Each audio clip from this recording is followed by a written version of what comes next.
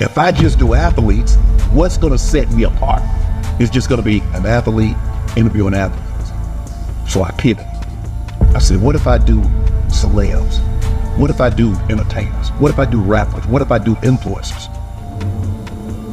And I started thinking, McDonald's didn't become McDonald's by just selling hamburgers. They sell chicken nuggets, they sell fish sandwiches, they used to sell milkshakes, but that machine is broken all the time. What everybody else do ain't got nothing to do with us. But I tell you what my team do, we go out and we find out who's spending the money in podcasts. Yeah. That's what we do. We don't hate on nobody. My team says, okay, Shannon, this team spends. Oprah threatens Cat Williams for exposing her for being a Hollywood handler. Look, man, for all the people who are on the same level as far as thinking like this, knowing what goes on. Shannon Sharpe has made some shocking claims that Oprah was responsible for his effort to cancel. Oprah threatens Cat Williams for exposing her for being a Hollywood handler. Look, man, for all the people who are on the same level as far as thinking like this and knowing what goes on in this Hollywood, I appreciate y'all. For those of you who don't understand, pay close attention. This man, Cat Williams, came out and it just, took over the internet and everybody's mad. Everybody's mad because when the truth comes out. When Shannon had her interview with the Cat, things got messy. Now they're going to come for you. I said, Cat, come for me for what? I didn't say anything. Right. He said, they're going to come. And they're going to say a lot of different things. And they're going to be some people that you thought you might be able to get that they're not going to come now. Right. And that's absolutely has happened. That's absolutely has happened. They were so excited. Thanks for reaching out. We can't wait to sit down. And a day later, they can't do it. And then no call. They won't follow, so forth and so on. So I understand what comes along with an interview like that. Did I expect it? No, because that wouldn't. I've got to try to do something to try to quell this momentum that Shannon, this wave that Shannon is riding. So any way I can try to undercut him or to make him look like I'm not a journalist. I never told anybody I was a journalist. I said I'm a conversationalist. But what people are upset about is that for some reason people come to me and I don't look at them with judgy eyes. I have no predetermined notion or preconceived notions, and they open up to me. Right. That's what they're upset about. Because if you look at a lot of these people that's been on other podcasts, they don't do the views that they do when they come on Club Shay Shay. Correct. Some individuals praised Cat, while others chastised him for so publicly disclosing people's private information. I'm proud of some brothers that he might disagree with, Now, some of the stuff he said was true. I just wouldn't be airing it on thing. Is the truth disrespect, though? Well, I'm going to tell you why I drew the line. I'm going to tell you a couple of things that were debatable. But I'll tell you a couple of things I had a problem with. Unless a brother's wife is in the game, that's kind of off limits. Those are old gangster rules, man. You don't mess with family. Now, in the case of Kevin Hart, his ex-wife is in the game, so I don't know. Maybe that's fair. Fine, but he said something about some of the other guys' wives. I got a little problem with that. Then when he referred to Quake's illiteracy or accused him of being illiterate, I got a little problem. However, there were absurdly high 50 million views. That nigga interview was so interesting that people will watch. You see the views on it? Like, bro, and I know me, like, I watch interviews. Like, I could get on YouTube and watch interviews. Yeah. You know what I'm saying? Because I do that. Like, if it's stuff like that. But that interview, bro, I don't went back 2 or 3 times because there are parts where he got some funny shit in there, like you watching a special. Yeah. You dig what I'm saying? Yeah, 50 million views. 50 million views. Now, the interesting part in that is that Cat Williams don't get a back end on it. if any money. He didn't do it. But I for that, would have though. sent him a check though. Yeah, but you notice he said that during the interview what it was gonna do. But I think it's the year that. I think it's the year, yo, man. He could have gave me an opportunity, but he didn't. I ain't mad at him, but he know that. And y'all need to know that behind the scenes, this is what's going on. But see, you know how sometimes people ask, well, why such and such don't fuck with such? And so like, nah, ain't no problem. People used to just keep it, you know what I mean? Yeah. But now niggas like, nah, he do fuck shit. Yeah, and it is what it is. Yeah. Because I ain't got no problem with I don't rock like how he rock. What? All right, despite the public's outcry, nobody has responded to Cat. More as like, oh, this is all fun, or did you see that more as like, well, you know, hey, he going hard on Steve, he going hard on Cedric and all of them, you know what I'm saying? What did you take that as? Oh, well, he went hard on him. He went hard. It's the same thing, just different. You know, comedians are supposed to laugh it off, but you know, as a comedian, you know, it wasn't nothing funny. Like, you know, Cat been running around, you know, like you said, he been popping trunks with guns and shit. These motherfuckers are angry. It take a lot to become a comedian, like, you know. You to realize how intelligent this nigga is. But listen to what he said. He say, he say, everybody gonna get exposed in 2024. Everybody. Remind y'all, nobody responded. Nobody responded. Nobody. Nobody has yet to show no receipts of nothing that Cat Williams said. They'll just say something out the way and try to act like they don't know what's going on. Ludacris made a song. That's not responding, Ludacris. I know a lot of stuff I shouldn't know. And he said, they know, I know it. And once again, nobody really responded to this nigga. Nobody. Bro, I'ma just say this, bro. When you a real nigga and you genuine 24/7, other genuine and real people go understand. You really ain't even gotta show no proof. You could just tell when somebody's telling the truth. After the interview, Shannon and C received a lot of backlash from politicians, comedians, and even stars. Complaining about being underpaid, yeah. Especially she was working with Oprah on The Color Purple, that movie, right? So for her to come on, like, there's so much instances of Oprah's disingenuousness, or just her personality showing that she's really not who she seems, or she makes it seem she is. And I feel like that should be more studied in public. You know, people should be more aware of how nasty and evil these people are. People are becoming more and more aware of it, like, slowly as time goes by, because like more and more information, more and more people are coming out and feeling more comfortable, especially like thanks to what's his name, Shannon Sharpe. Now Monique actually has a platform to actually voice her truth. So I started to see, I said, okay, if he has a following or she has a following, they come on my podcast, now that's a different set of eyes. And I was like, that's it. So reach out and I get a Steve Harvey. I reach out and I get some of these big name, a Magic Johnson, some of these other guys. So shout out to Shannon Sharpe for being an entrepreneur who decided to pivot from one place to another, even though it was very scary, believing in himself, and then being able to see his fruits grow. And all it took was what? I just said it in the early part of the podcast. It only takes one time to be right. That one time. And guess what's going to happen? That clip's going to continue to keep getting played, and he's going to keep getting checks. From that one interview, that one decision, that one play, that one investment, that one person, that one thing. Let an athlete that been on steroids talk about one of the greats. Ricky Smiley can't act because Ricky Smiley can't act. Damn, Cat. What happened? What they did to you? He told you the story about when the movie came out. Where did he say he watched it? At home. He wasn't even at the premiere. Damn. He was so egregious. I put in my contract that I won't work with Ricky Smiley again unless he's in a doing that movie. Like, it's okay to not do that. First and foremost, I just want to say, Shannon Sharpe, this is the year of Club Shay Shay. Congratulations to you. This interview was well conducted, well edited, It was great.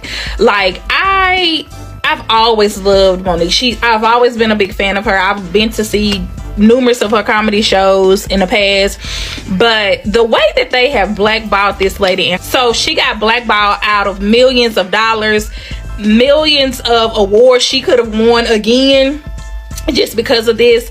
Like Tyler Perry, like the Tyler Perry not apologizing to her, and then it went from her apologizing to Tyler Perry to him apologizing to her, but come to find out she has a recording of Tyler Perry just basically talking and basically apologizing to her.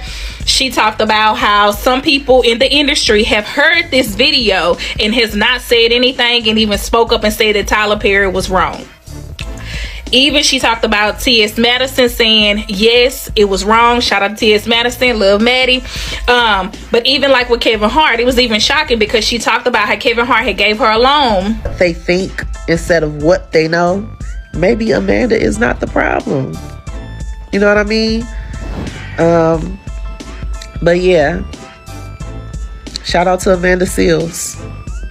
And I'm not saying I dislike Shannon Sharpe. I'm not saying that.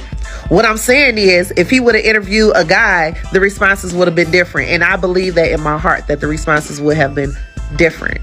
But anyway, yeah. Amanda Seales, the black sheep.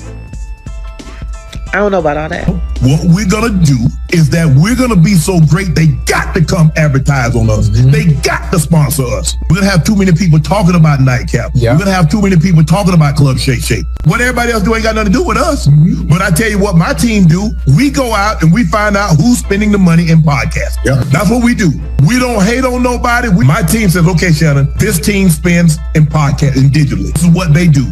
This is where they distribute the money. Let me know where. My part is to say, okay, this is what Ocho and I do. Because they're going to want to see the rate card. Okay, how many views? How many impressions? How many times on your auto week? Do you do mid? Do you do pre? Do you do end rolls? They want to know that. This is what we do. Will he read it live or will it need to be recorded? So when I see other guys when I see a Joe Rogan, I'm like, oh, so that means somebody got some money. Oh, somebody got some money. How can we get some of it? I ain't saying we got to get, how can we get some? Kat received a lot of fact-checking after being dubbed a liar.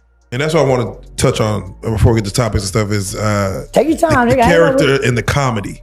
You chose the comedy lane and it's been successful. People thought it was 15 minutes of fame, but you're about to go on tour. You've been on tour, you've been rocking. I'm just curious. Every show been sold out so far. Every show been sold out. Yeah. How was the comedy love versus the YouTube live, the rah-rah Charleston White on the internet? How was that fame different? And how was that love different or hate? Well, it ain't no hate, homie, because people selling out these venues, spending money to come see me. When you see the footage, homie, man, people man, I'm dreaming. I'm dreaming. Man, people crying. Getting on their knees. Man, mothers showing up with their sons showing up with their mothers. Mama, this, man, I'm making an extra $1,500 and taking pictures at $25 a piece after the show. Man, they spontaneously booking me at places and the line just wrapped around the building just for me.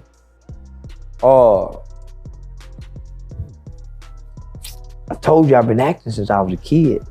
I've been popular in school all my life, but nothing could have ever said that I would be doing this or be here, homie. I didn't set out to do it. I always wanted to be the class clown. I always wanted to be the life of the party, but I can't explain this. The reaction that people give me in person, homie. It humbles me. Motherfuckers say, yeah, you go get humbled. Yeah, nigga, this love humbles me. Yeah, it don't make me cocky and arrogant. I go to the internet to be cocky and arrogant. Nigga, all this love that I get in real life, homie, when people see it, they be saying, oh, don't be acting like that. Man, I be like a bash, man, homie, because it's humbling. Yeah. I want to get the big head, but nigga, I can't, man. Real love, it keeps you with humility. What's the most challenging thing that you've about doing stand-up comedy? Remembering the shit you practice on. So let me just say this, homie. I ain't got no jokes. I ain't told the same thing. I ain't really repeated the same thing. I got a list of things in points and bulletin that I'm supposed to hit on that I came up with my mentor, Shouty. Oh, shout. And y'all got to interview that nigga. That nigga went to school out here, homie. When's he here? He flying. He flying. He mentored me, homie. That nigga went to school around here, homie. Was a guy. That nigga went to Workman. Workman Junior High in Arlington. Damn. Yeah, man. But so listen. So I got a whole little booklet with jokes, and boy, I be studying that shit. Man, when Dewberry them come in and say nut. Boy, that bitch jumping. It's a sold out crowd. Boy, I get nervous in a bit. And then I go say, okay, nigga, you gotta remember this. Man, when I get on that stage and look out at that crowd, nigga, I forget every joke I supposed to say. Oh, man. Man, I be standing up there. Don't let no pretty woman be sitting there looking at me. I get nervous. Nigga sitting up there looking serious. So, man, you forget everything you supposed to say. So, man, I just put my head down and look out. I look out. I look out and I ain't looking at nothing. Nigga, I just go to talking. Trying to remember all these goddamn punchlines and jokes I was supposed to say and can't remember none of them. So wait, so who do you get the most love for? Whether it's either white people, black people, women, men, black women, black men, young, old. Who do you see really catering to what you throwing out there? All of them. Homie, I young niggas in the crowd. We must still acknowledge that cats are idols. It's mothers and sons and mothers say, man, I want you to be. So, homie, my analytical data reflects real life ticket sales. And that's been the crazy. My analytical data is from 18 to 65 plus. And that's exactly what be in that goddamn audience. It blows my mind, man. It blows my mind. So,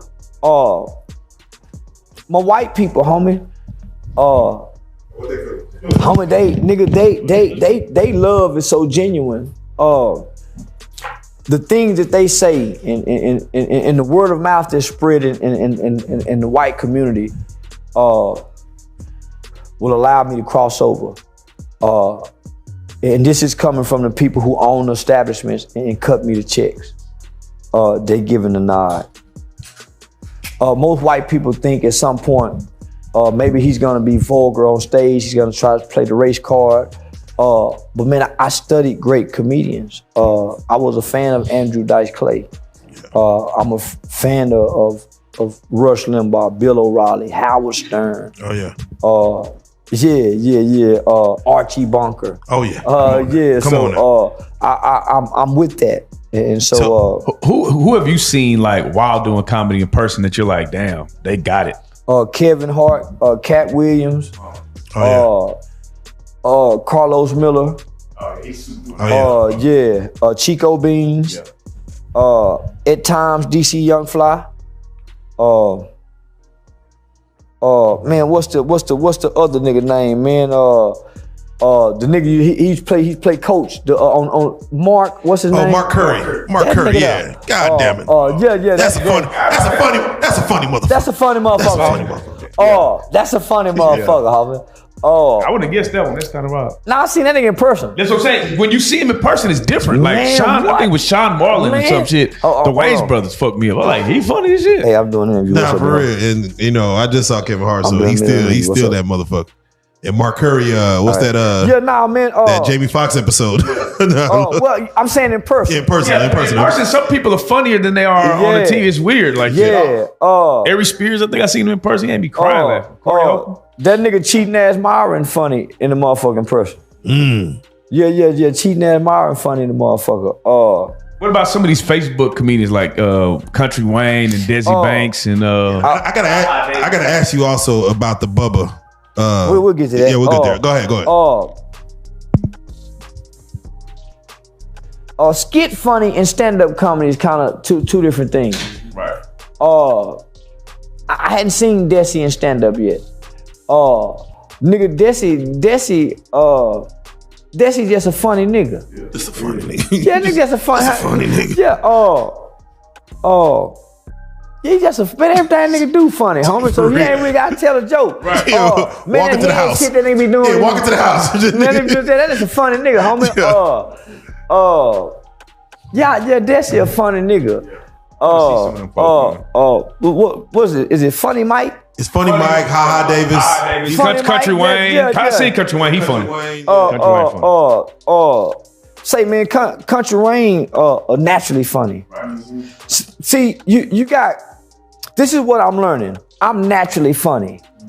I don't know if I can tell jokes, but if you write me some jokes and I go practice them and rehearse them, I can make them funny. You see what I'm saying? But man, just standing up being funny.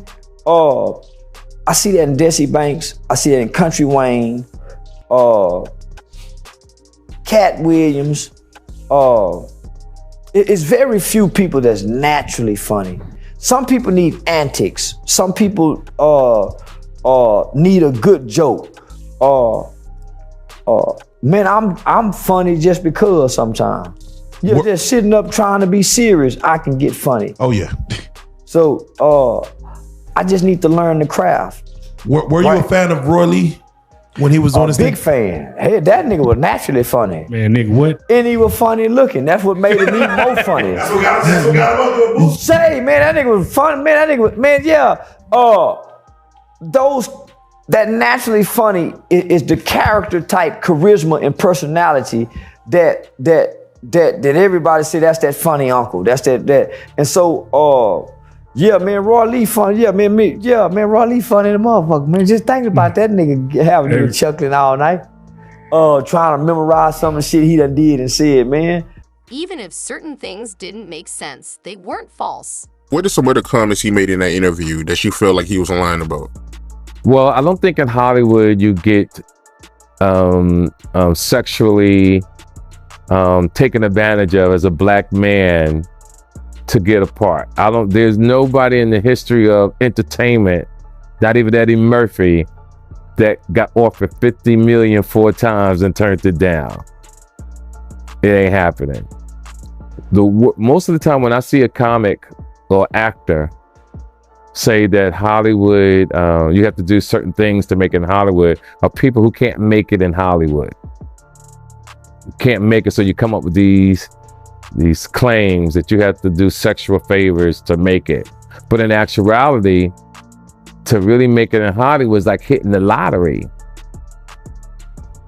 The odds are against you because it's a playing field that most blacks would not excel in. If I told you right now to do a research paper on the achievement of black actors and black actresses in Hollywood, you will come back with a most disappointing research paper. Because even when you win an Oscar, it doesn't guarantee you money. Even when you've done certain things, it doesn't guarantee you money. So you have to be a hustler in anything, right? You're a hustler. You used to work at Walmart. You found the way to make money, and now you're successful. Let's talk about Taraji Henderson. Let's talk about Terrence Howard. People in that field who we thought was sitting on 20, 30 million maybe. Thought. When you think of Halle Berry, you're like, oh, you know she living in some big mansion somewhere. But here's people that took Hollywood and got played. And years ago, people always say, TK, you should do TV and do a film. But at a young age, I knew that wasn't for me. I don't even know the business that well. I just knew that I couldn't put my life in the hands of someone telling me you're good for the part or you're not good for the part. Or thousands of people going up for the same part. Do you understand? That don't make sense. I'm not doing that. What's real is when you have that money in your hand and you can feel it, right? You feel that money in your hand, that's real. And people get caught up in the illusion of Hollywood. People really get caught up in this. And if you get on one TV show and you don't work no more, there are people who won't work no more, because they were seen on television and they got to play this reputation that they're successful, but they are detrimental to their career, detrimental to their children, detrimental to their girlfriend, because they keep, oh, the big one is coming, the big one is coming. But we don't have those opportunities. Imagine if there was 20 African-American movies coming out every year. The black community be balling, but what? We get one black film maybe every 2 or 3 years. Okay, let's take the Black Panther. Even that, oh, our guy was the lead star. I bet Google how much he made for Black Panther. And then Google how much Black Panther made. See, African Americans think with their heart, not with their mind. See, we love fairy tales. See, we rushed to go see the Black Panther because of our imaginations, right? But all it did was make somebody billions of dollars, but that didn't go to the actor. Let's take Taraji and Benjamin Button. She got 150,000. That movie made millions. But with Taraji's situation, Taraji is one of them nice young girls. You could tell that her agency, whoever her agency is, I don't know. However, what went unnoticed by many was that the cat also fired several rounds at Shannon. Who her agency is, I don't want nobody to sue me. But here's the play on Taraji coming from a street hustler. Someone told her, do this movie because you're playing with Brad Pitt. And this movie is going to make your career. Because, let's take this, Mighty, listen. Someone came to you with a budget of 167 million. They say, Mighty, listen, we get this budget of 167 million, but we could only give your client $150,000. Come on, man. Thank you. You're going to be like, what did you say? Mighty, it's Brad Pitt. Do this.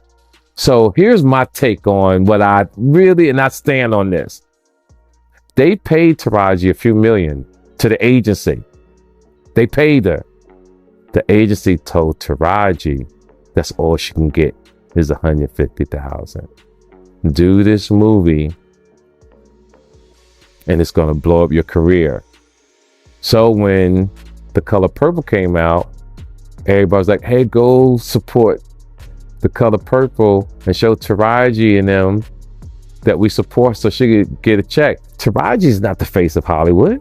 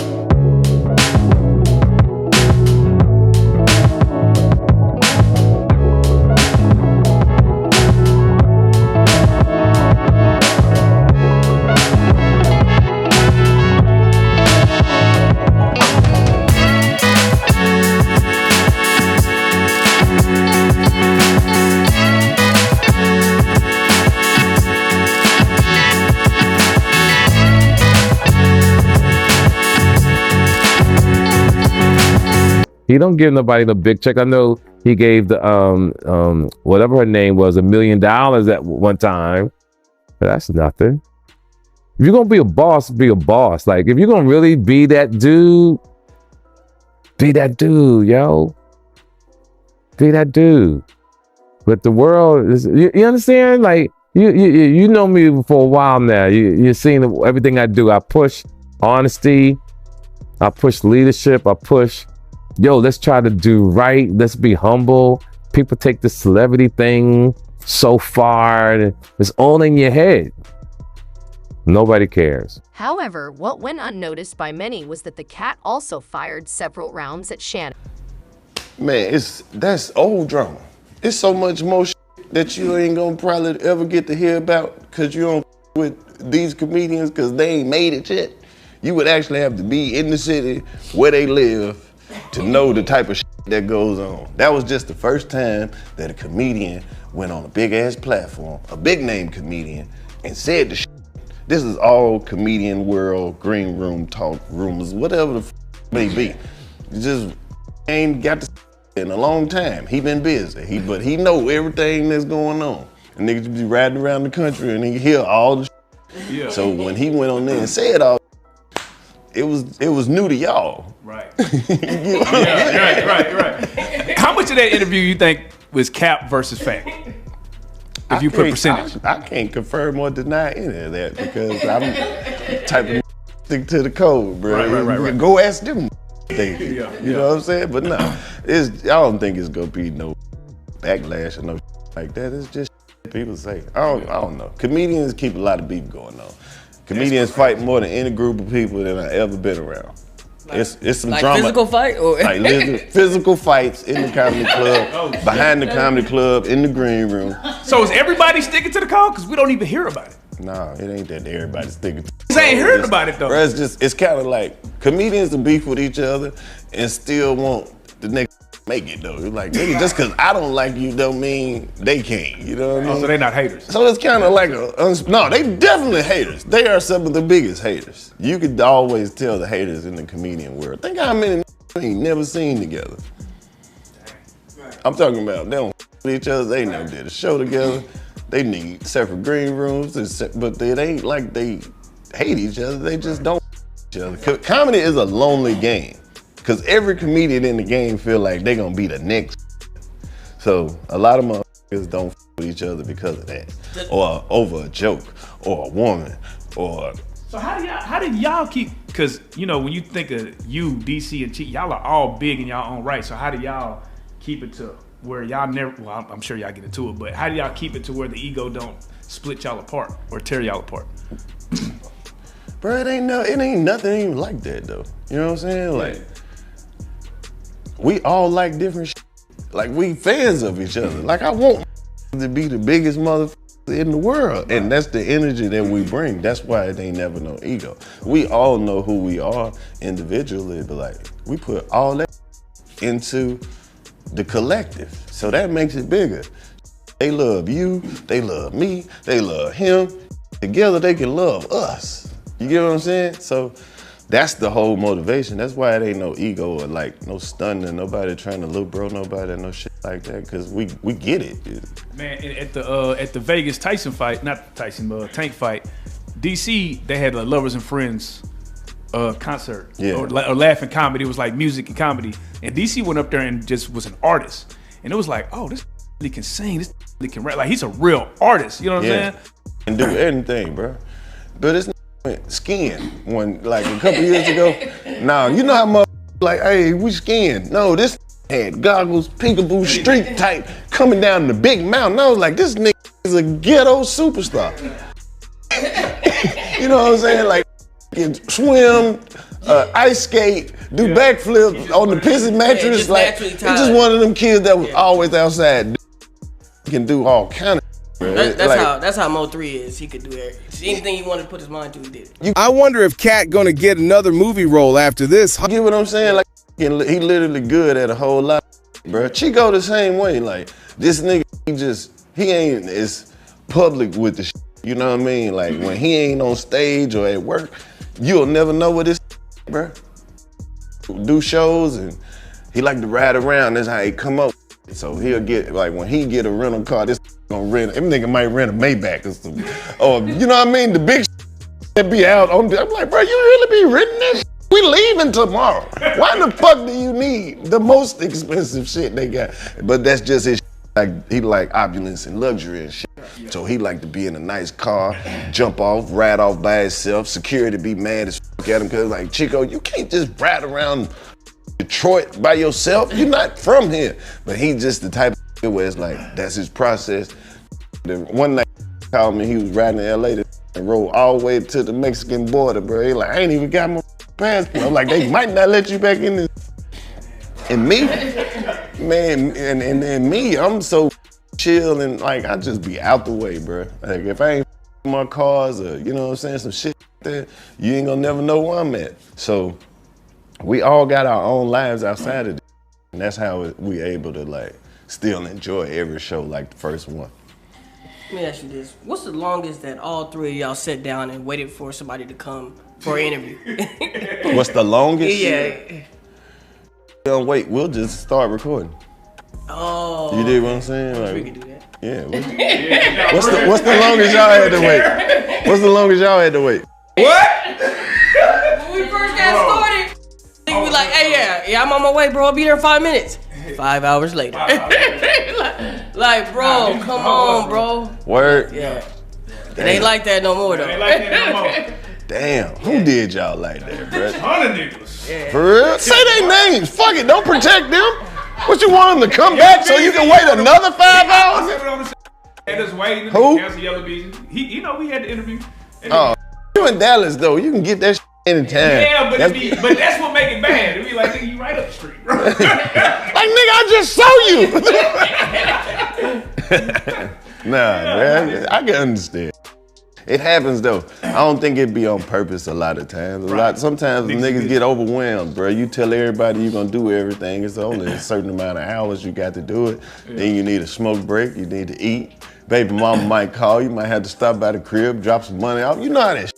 Like you done got busy. It's probably some motherfuckers who be like, man, they been saying they gonna get me on that motherfucker. Nah, you ain't lying. You ain't lying. Have you ever had a death threat behind this?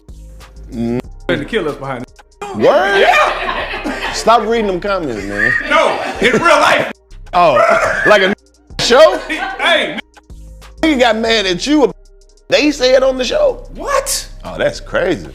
We done had plenty No, of you shit. know what happens is, and this is one of them situations where we put the interview out and it went viral. Absolutely. Right? And it was the OG, Knob Dallas OG. Go viral. Sir. Now you got to stand behind your words. Yeah. You see what I'm saying? And sometimes they don't want to do that. You know, they want to kind of shift the blame. You know what I mean? Nah, we ain't never got no threats or violence because we don't even people like that. We be interviewing gangsters and shit.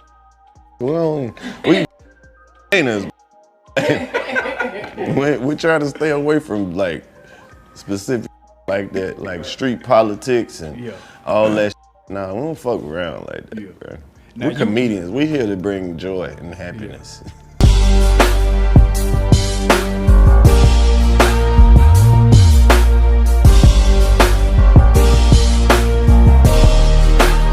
Shout out reality street stars, nigga. Move. Hey. Other comedians were furious with Cat and Shannon. Who would you say is the most overrated comedian of all time? Most overrated comedian of all time? Yeah. Overrated. The hype behind somebody.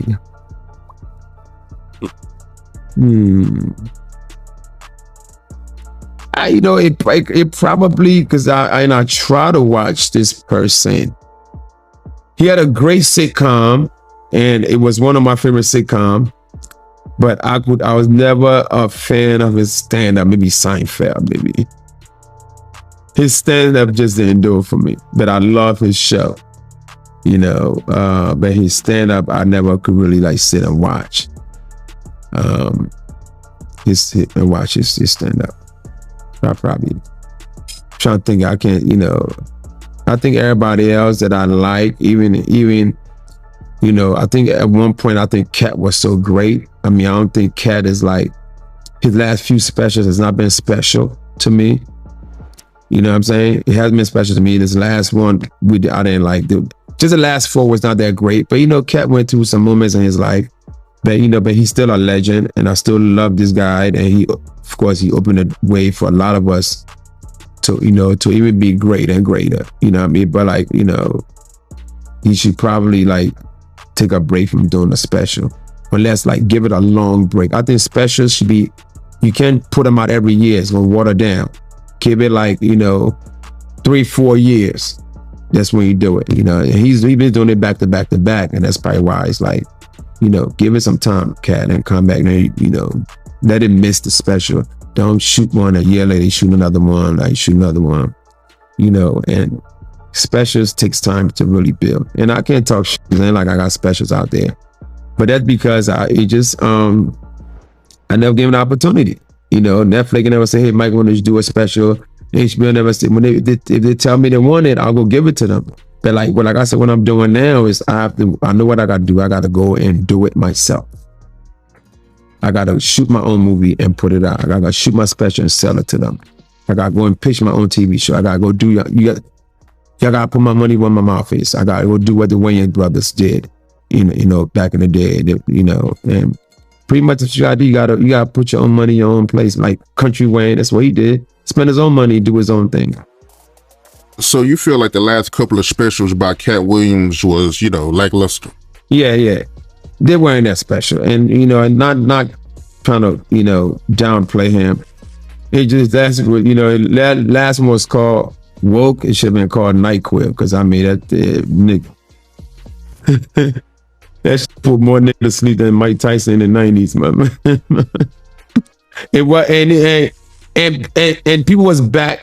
It was like it was a piggyback of that interview, the interview that he destroyed everybody in. So people got excited, and then it went to the special. Like you should have just did. You just roasted. You should just did what you did on the interview. You just went up there and roasted us again.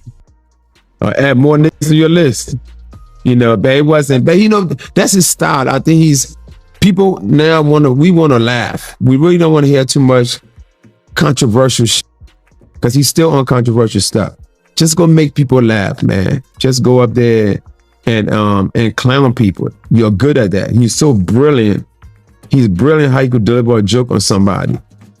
Like what he said about me, I still laugh today. He said comedians don't get booed enough. That's how he ended up with a Michael Blackson. I'm like, Nick, what the So it was a brilliant way of roasting me. Like you have to start booing more niggas, then Michael Blackson would probably cheer. So do more of those shit. We thought that's what the special was gonna be about. Instead it was on it was hard to watch, at least the first 10 minutes.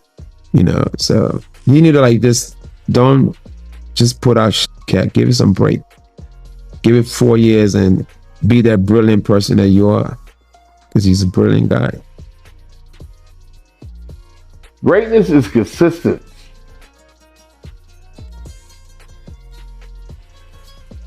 Rick James didn't have, give it to me, baby. And that's it. He had teardrops. He created, he brought forth Tina Marie, the great Tina Marie. What great has he done since Pimpin' Chronicles? That stand-up is just one part of the and he got stand-up, TV, movies. That's a complete artist.